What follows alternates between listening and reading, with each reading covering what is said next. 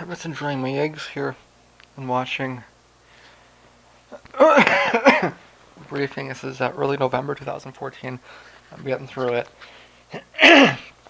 Like I said, I don't know if I'm going to skip the next couple of years or not. We'll find out when I get there. But they're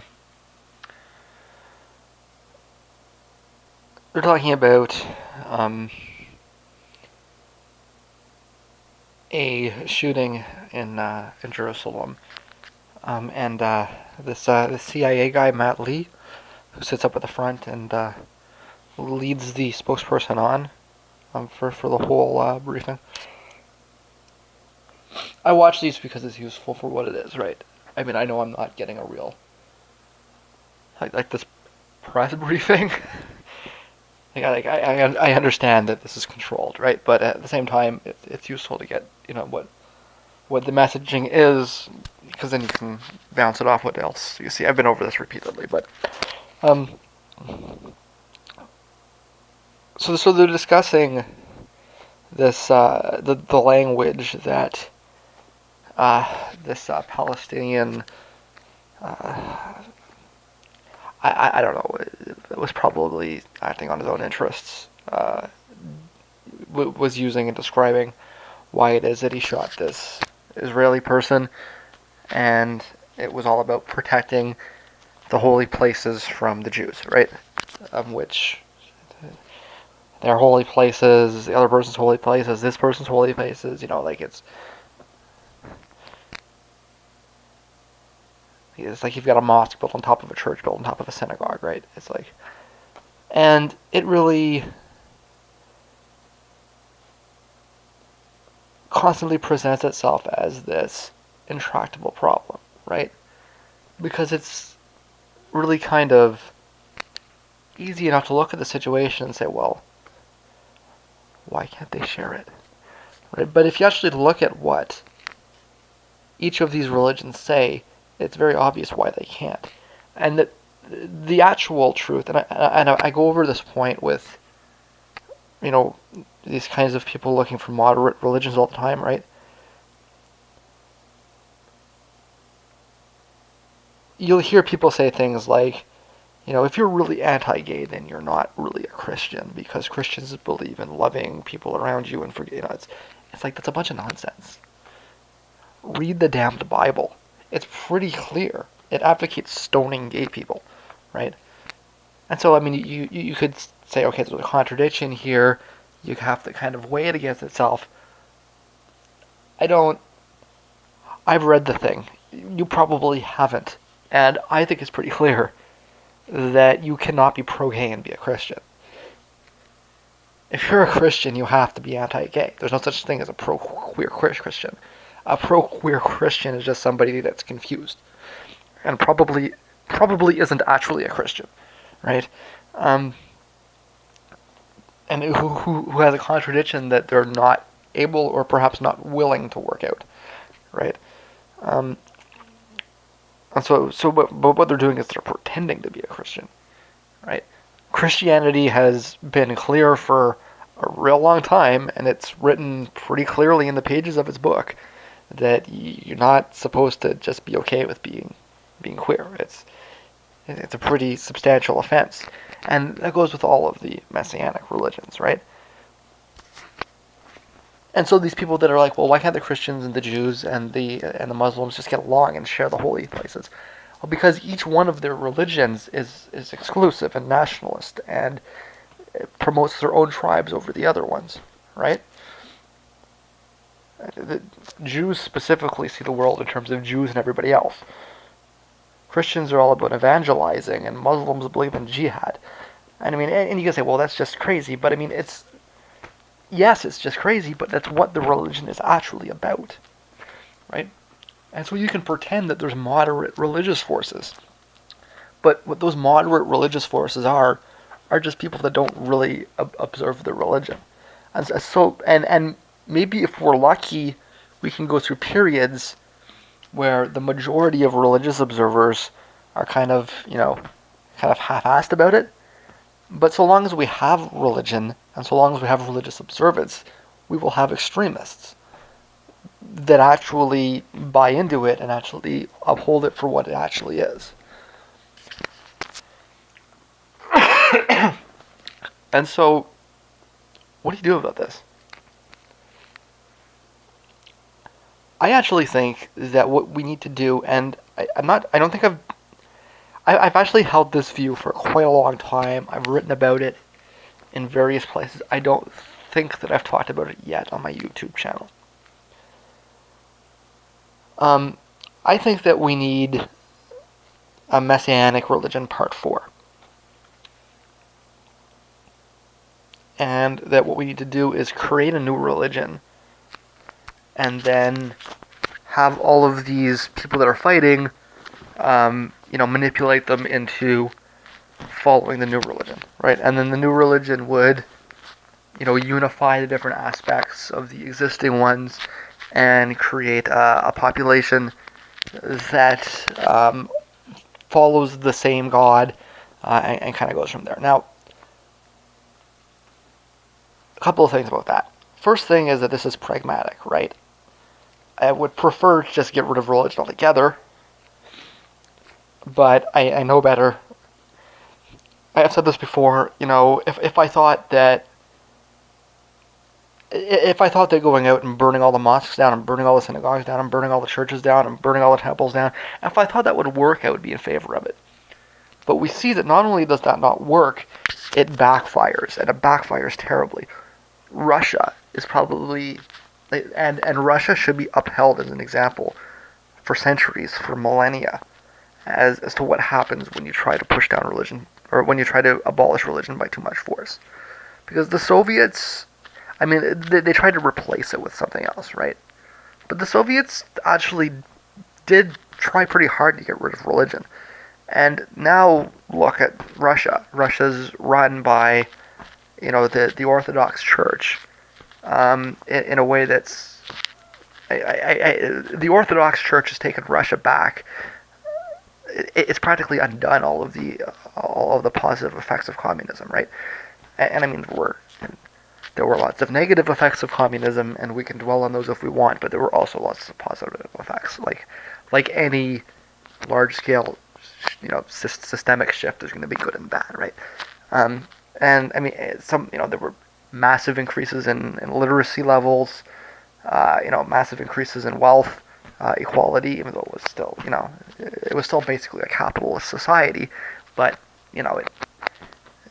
they built a lot of infrastructure, and the quality of life for a lot of people improved quite dramatically. You just had to deal with the fact that you were living in a very brutal, really repressive state. But as though the czarist regime was a free society, right? You got to kind of put things in the context, right?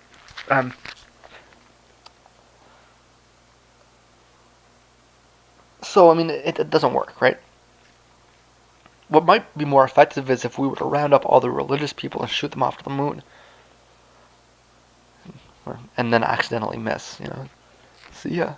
But that's not gonna happen either, right? instead of or even slaughtering them all, that, like I say, it sounds gruesome, and it is gruesome, but religion is such a virus, and it's such a destructive force that I'm willing to entertain pretty grotesque concepts. But it's got to be total, right? It's got to be like massive, and it's got to be once, and it's got to actually work. If that was possible, I would support it. I'm sorry if that upsets you, but if we could actually do that, if we could wipe out religion in over the course of a year or something, hopefully it will be faster than that. But if we could just do one action, one sweeping action, be done with it and never think of it again, it can't be done, right? If it could, I would, but it can't. So, and this has been the major problem on the left for decade. We can almost say centuries. Not quite, but almost. Because it's been understood that at the core of capital's ability, or the aristocracy before its ability to control people, is this system of control that we call religion.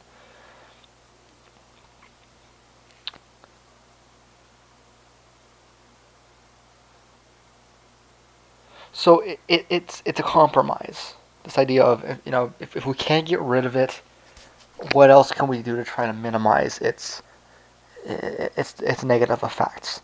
And the best thing we could do is to try to unify it, right? So there's a pragmatic side of it. You could also ask, well, how is a government just going to come up with a new religion and force it on people? Well, newsflash, that's what the Romans did with Christianity. That's what the Muslims did with Islam. And it's probably what the Jews did too. In fact, these religions were enforced by power, and they were forced on people.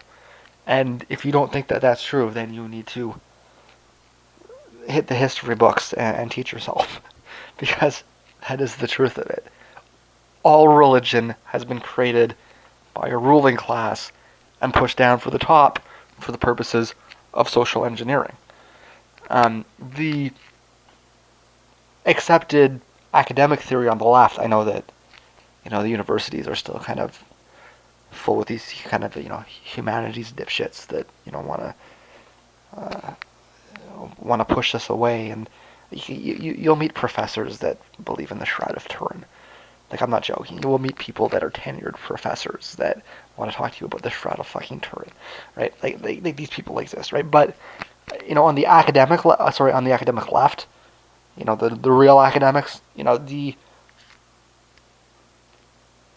broad broadly accepted view is that Christianity was created to eliminate divisions within the Roman Empire, because you had all of these different pagan gods and these different ethnicities and nationalist groups were fighting amongst each other, right? And the religion was a big part of what was driving the nationalistic identities, right?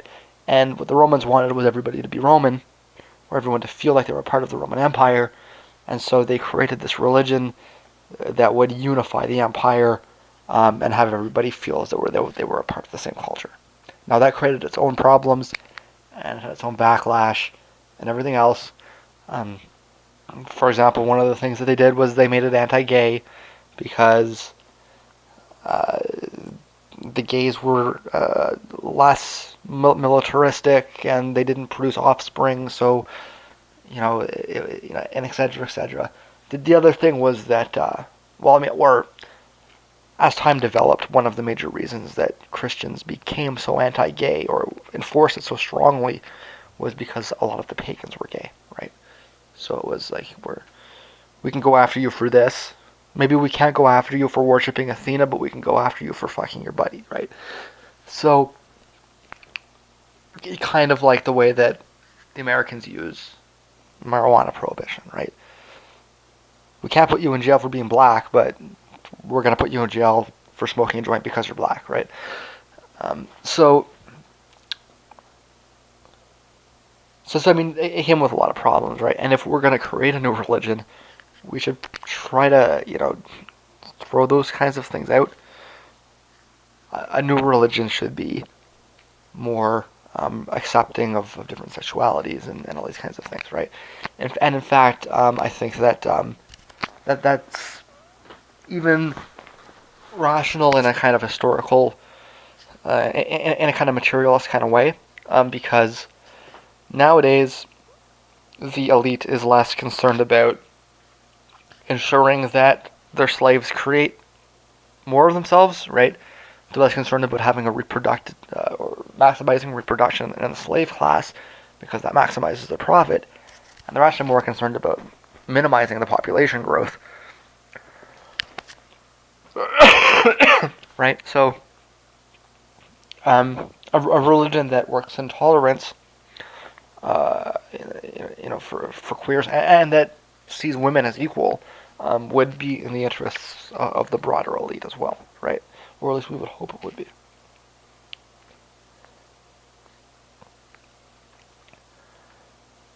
And how do you do that?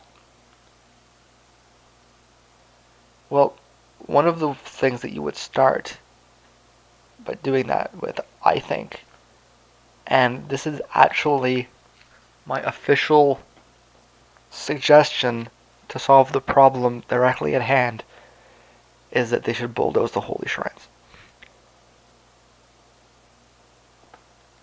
They should burn it down to the fucking ground. All of it. All the mosques, all the synagogues, all the churches. Burn the whole city down and rebuild. And rebuild a new society with a new way of life and a new way of thinking on top of it.